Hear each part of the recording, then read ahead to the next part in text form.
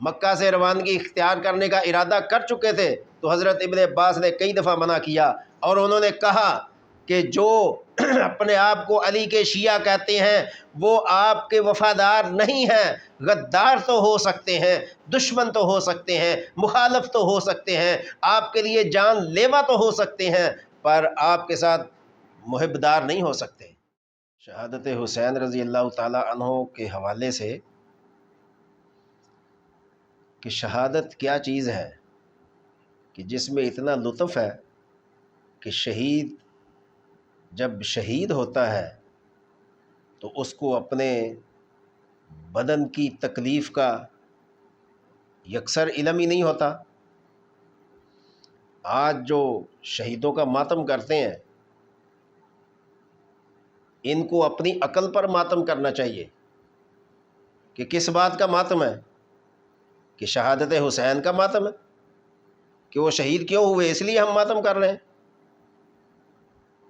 شہادت کا ماتم نہیں ہوتا، اگر شہادت پر ماتم ہوتا تو سیدنا امیر حمزہ رضی اللہ تعالی عنہ جب جنگ احد میں شہید ہوئے تھے تو رسالت مآب صلی اللہ علیہ وسلم کی پھوپھی صاحبہ سیدہ صفیہ سلام اللہ علیہا کو جب علم ہوا تو آپ اپنے بھائی کی لاش کو دیکھنے کے لیے تشریف لے جا رہی تھیں، تو آقا دو عالم صلی اللہ علیہ وسلم کو جب علم ہوا فرمایا جاؤ میری پھوپھی کو منع کرو کہ حضرت حمزہ کی لاش پر نہ جائے۔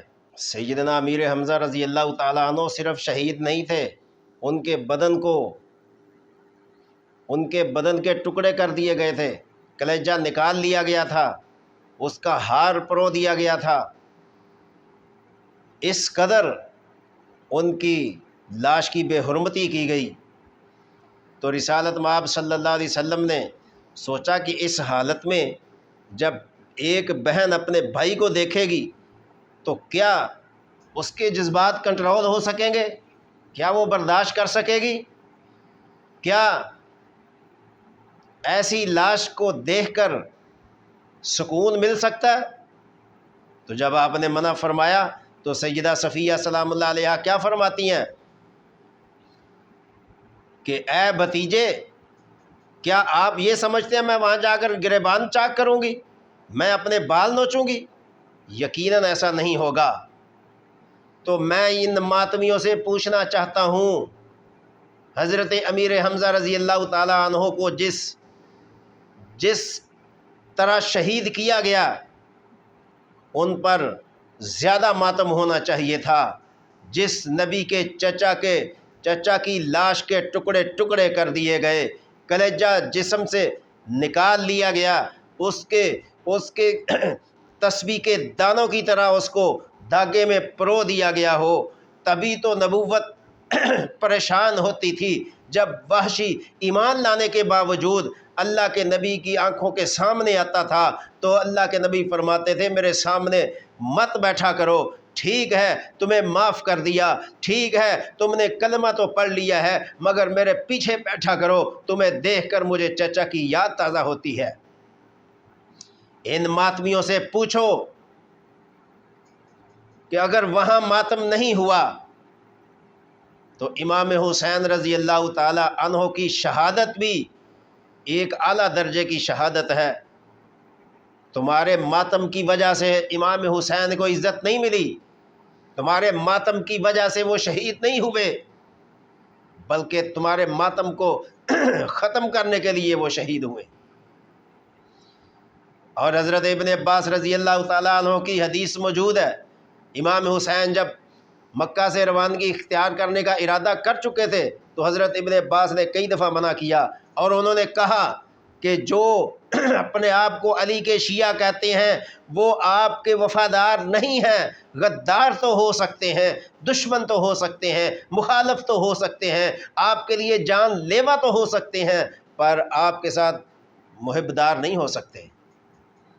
تو امام حسین کی نظر میں تو تمہاری یہ وقت ہے، لیکن آج تم ماتم کر کے وفادار بننا چاہتے ہو، قاتل بھی ہو وفادار بھی ہو۔ بہرحال میں یہ کہنا چاہ رہا تھا کہ شہید کو جب شہادت نصیب ہوتی ہے تو کچھ لوگ کہتے ہیں کہ شہادت تو بہت ہی گویا کہ مشکل کام ہے، کیسے شہید ہوا جاتا ہے؟ اللہ تعالیٰ فرماتے ہیں شہید کو اتنی تکلیف بھی نہیں ہوتی کہ جتنی کہ آج کل کے حساب سے لگا لیں کہ ایک انجیکشن لگانے سے ہوتی ہے۔ وہ کیسے؟ چھوٹی سی مثال پیش کرتا ہوں، اور مثال بھی وہ جو قرآن میں ہے۔ سیدنا یوسف علیہ السلام کو دیکھنے کے لیے زلیخا نے حسیناؤں کا انتظام کیا، ان کو بٹھایا، سامنے پھل رکھے، ہاتھ میں چھری دی اور یوسف علیہ السلام کو ان کے سامنے سے گزارا۔ یہ کتنے لمحے تھے؟ چند لمحے تھے کہ یوسف علیہ السلام آئے اور گزر گئے۔ یوسف علیہ السلام کی نظروں میں حیا تھا، نظروں میں شرم تھی، اللہ کا دیدار تھا۔ آپ نے ان کو نہیں دیکھا، آپ اپنے دھیان سے گزر گئے۔ لیکن جب ان حسیناؤں نے حسن یوسف کو دیکھا تو جو ان کے ہاتھ میں پھل تھا اور ایک ہاتھ میں چھری تھی، ان کو نہیں پتہ چلا ہم نے ہاتھ کو کاٹا ہے یا پھل کو کاٹا ہے۔ جب یوسف گزر گئے تب ان کو پتہ چلا، جب خون بہہ کر ان کی گود میں آیا، ان کو ان کے کپڑوں پر خون لگا، تب انہوں نے دیکھا ہم نے تو اپنے ہاتھوں کو کاٹ دیا ہے۔ وَقَطَّعْنَا أَيْدِيَهُنَّ قُلْنَا حَاشَ لِلَّهِ مَا هَٰذَا بَشَرًا، یہ کیا کر دیا تم نے؟ تو ہاتھ کاٹ لیے۔ ہاتھ کاٹنے کے بعد کہتی ہیں مَا هَٰذَا إِلَّا بَشَرًا، ہمیں یہ انسان نہیں، ہمیں تو ایک فرشتہ لگ رہا تھا۔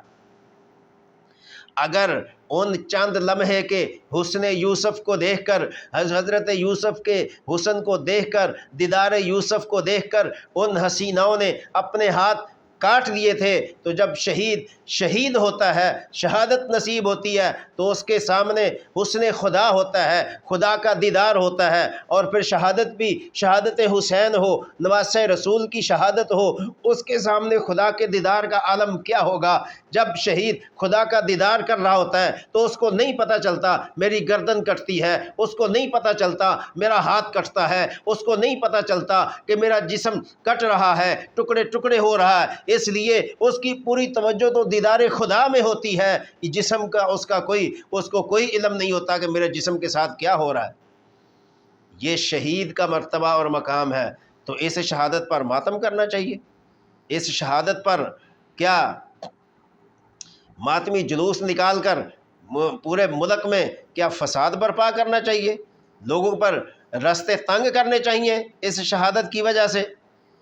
کسی طرح بھی اس شہادت کا جو ہے وہ غم نہیں منایا جا سکتا۔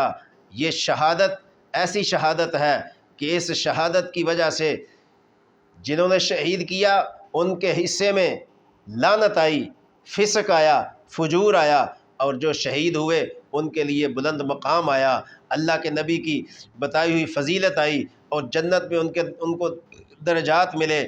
تو لہٰذا سیدنا امام حسین رضی اللہ تعالیٰ عنہ اور ان کے جانثار اور ان کے خاندان نبوت کے جو افراد اس سانے میں شہید ہوئے، پروردگار جل مجدہ ان کی سیرت اور صورت پر چلنے کی ہمیں توفیق دے، اور ماتم سے اللہ تعالیٰ ہم سب کی حفاظت فرمائے۔